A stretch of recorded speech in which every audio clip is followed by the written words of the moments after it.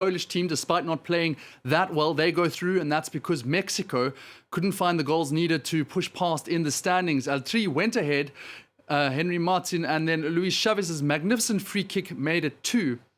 But Saudi Arabia, against the run of play, found a goal through Salim Al-Dawsari. And that means at the end of the day, goal difference separates the teams. Mexico crash out and Poland go through.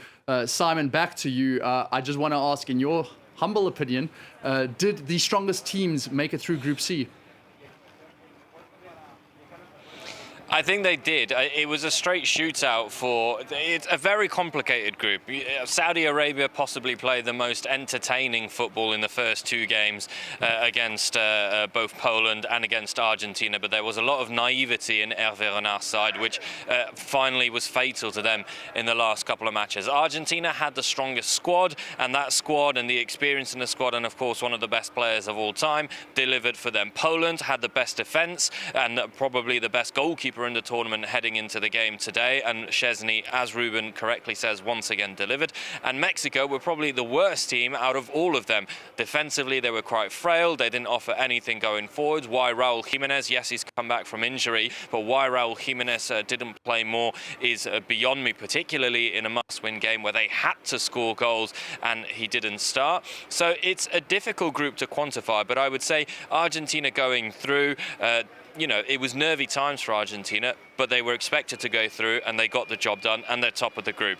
Poland going through, for what they've showed, the Polish coach said at the start of the tournament, ahead of the first game against Mexico, I haven't got the weapons to play attacking football, so I'm going to play very reserved football, very pragmatic football, and see what we can do. In Zielinski and Lewandowski, they have, of course, fantastic players. That's what they'll rely on to get the goals. But first and foremost, it's a defensive, solid block, and today is the first game where they were penetrated and where they conceded goals. So on that logic, the 2 teams that deserve to go through did go through.